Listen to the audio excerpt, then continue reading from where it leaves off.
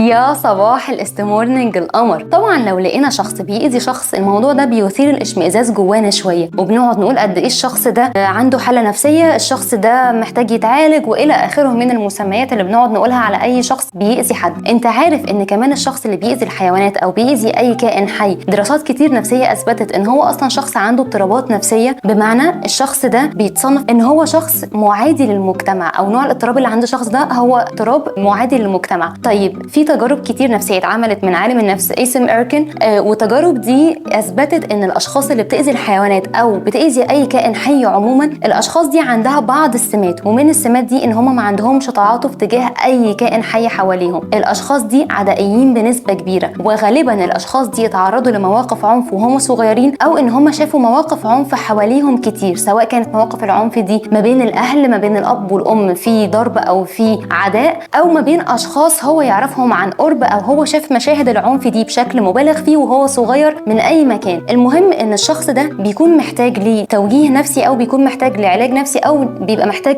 اوقات كتير لارشاد. طبعا الشخص ده لو لقيت حد بيأذي حيوان، او شخص بيأذي طير، او ايا كان الكائن اللي هو بيأذيه، مهم جدا ان احنا يكون لينا دور وبصمه في ان احنا نبعد الاذى للشخص ده عن الكائن ده. مهم قوي ان احنا نزرع في ولادنا ونزرع في كل اللي حوالينا وعي الرحمه والرفق واللين بالحيوان او باي كائن حي فيه روح. مهم قوي ان احنا نفهم الطفل الصغير اللي بيأذي الحيوانات او بيجري وراهم او بيدوس على ديلهم او ايا كان نوع الاذى اللي هو بيأذيه لهم، مهم قوي ان احنا نتكلم معاهم ان هم ارواح عندهم شعور، هم حاسين بالاذى، حاسين بالوجع، هم حاسين قد ايه بمشاعر صعبه قوي ممكن اي حد يحس بيها. فبلاش تقول اصل ده مجرد حيوان، ايه يعني هو الحيوان مش بيحس؟ لا، الحيوان بيحس، واللي بيأذي الحيوان هيجي وقت من الاوقات ويأذي بني ادم اذا اتيحت ليه الفرصه. فلازم يكون لينا دور وبصمه واثر في الرفق بالحيوان، علشان ده دليل على رفقنا ببعض ورفقنا بالبشر ورفقنا بإنسانيتنا اللي ربنا أصلا زرعها فينا. لو عجبتك الحلقة اعمل لها شير وشاركوني بتعليقاتكم، واشوفكم في استمورنينج جديد. وبس كده، شكرا.